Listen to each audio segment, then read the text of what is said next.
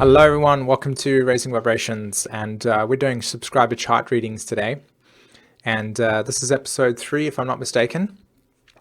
Sorry I haven't been able to get some of these out as frequently as I'd like to, just mainly because I'm having to deal with quite a lot of my own sort of karmic stuff at this stage. But today we've got 2 charts to look at, and I really hope that this is inspiring for you in some way, shape or form. Okay. So the first one we have is for somebody born on the 3rd of December 1981 at 8:02 a.m. Okay, so the first thing that strikes chord over here, and what I've noticed that's kind of funny actually, is that Pluto in the 11th house of the astrological chart, and another soul 3 times in a row now where we've had Pluto in the 11th house. So karmically speaking over here, there's actually quite a lot going on. Firstly, because it's in the 11th house, the soul desires to evolve through how to work with groups, how to understand group dynamics. I'm here to be very objectified in the way that I present myself in the world and how I get accepted into groups, how I perceive myself in groups, how do groups perceive me, how can I take charge in groups without being seen as somebody that's just overpowering, etc. So there's a lot of lifetimes lived here of being part of groups, being very socially accepted into groups and finding it really amazing. But then at the same time, a lot of that kind of story comes into the place where it's like, this is what I have to value. And the connection that I'm making over here is Pluto squaring not only the nodal axis, but also that Venus in Capricorn at 26 degrees. Can you see that over there? And it's both conjunct the south node. So Venus moves that way, the south node moves that way. So in the most recent lifetime, you've actually had some form of breaking down in some way, shape or form, where you've chosen to reconstruct and redefine the way that you see yourself in a relationship to yourself and how you add value to yourself in that way. And then what makes this interesting is that because it's associated with Pluto in that 11th house, there's probably been some lifetimes lived where your own set of values within the group dynamics have shifted and changed. So it'd be interesting to hear from you if you do actually, if you actually watch this yourself and you notice how in early life environments, your relationship to group dynamics have been one where you don't want to maybe integrate yourself into it. And that's because you're not sure about how to actually define yourself in that group. But then at the same time, because Pluto is in the 11th house and it's on that house cusp, there's this essence of I'm breaking away from them. So I'm so fresh in this situation. So how do I make this work?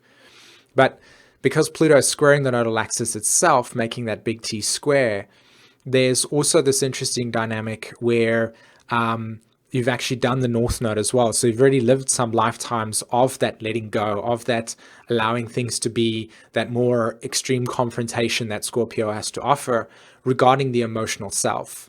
So there's this kind of flip-flop that's occurring here regarding your soul, trying to find out its individuality in the context of its society. So I wouldn't be surprised if you find yourself living in an environment going, I really don't feel like I belong here. And that would be that kind of Libra, Cancer, Capricorn axis, okay? The need to find myself in social spheres that are reflecting my own needs and desires, etc. What's also drawing my attention here that actually hit me straight away was the Mars in the 9th house, Virgo. And the North Node is actually conjunct that at this stage. And that Mars is actually making a trine to the South Node, Venus, and Chiron in that 5th house, Taurus, okay? So there's already a strong emphasis here with this Earth trine of knowing how to practically make things and work through things. There's also this need for practically developing a spiritual belief system that inspires you. That's the 9th house, and the practicality being the whole Earth and fire trine put together. But what was interesting about that 9th house Mars Virgo was the need to instinctually evolve through discerning one's own belief systems, and then becoming more in touch with your natural ways, hence the reason why Sag rising. And then as you become in touch with those natural ways, you start to find and assign yourself with group dynamics that reflect what you actually are versus what you're supposed to be through social conditioning. And then that becomes the nature of how you then interact with groups that reflect your true authentic nature. Okay. And you'll know that with the asteroid Lucifer in the 10th house Libra, there's that like process of doubt regarding the nature of how you being authoritative to yourself, how you can actually define yourself in social spheres. So be careful of allowing yourself to become dualistic in that nature of not believing and trusting yourself there. Okay. Cool. So then we have chart 2, which was somebody that was born on the 27th of August, 1959, and porphyry house system here. First thing that it picked up on myself was, actually it was the rising sign. You have Pisces rising at 1 degree, which is implying, of course, the ascendant being on that first degree. Like there is an initiation of a new change. There's a new structure that is being developed within your life. And I don't feel like you're really new to the Pisces, or like you're really good at the Pisces energy at this stage, which is why it probably can be very difficult for you to sometimes become relaxed. And one of the major reasons why I feel that way is because look where Mars is, look where Venus is, look where the Sun is, and look where Pluto is. And then Uranus and Mercury are all stacked in the Virgo house, right? Mercury and Uranus in that 6th house. And then you've got that whole entire stellium in Virgo there. So it's like, how do I relax?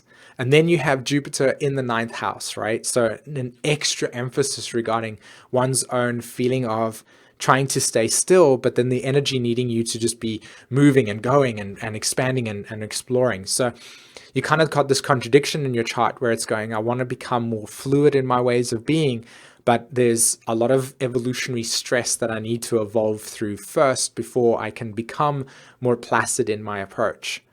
And then with that moon in Gemini, the nervous energy that's in your chart is intense. So here's what I say. Pluto in 7th house, of course, you're learning to evolve yourself through the nature of others. Please recognize in this lifetime, it's very important to create a healthy balance between your own boundaries and another person's. You don't have to feel complete in other people. You have to find the relationship within yourself first before you can create conscious relationships with others, okay, that are balanced and healthy. Venus retrograde in Virgo in the 7th is obviously implying this deep necessity for self-analysis regarding your own values and how you interact with social spheres. And because Venus is retrograde, there's that necessity for clearing up old karma. So North Node in the 7th house in Libra, and then the ruler of your North Node being Venus in this particular instance, is heavily influencing this need for coming out and sharing who you are. So why do I say coming out and sharing who you are? Firstly, you have the ruler of your Venus, your Sun, and your Pluto, and your Mars being Mercury.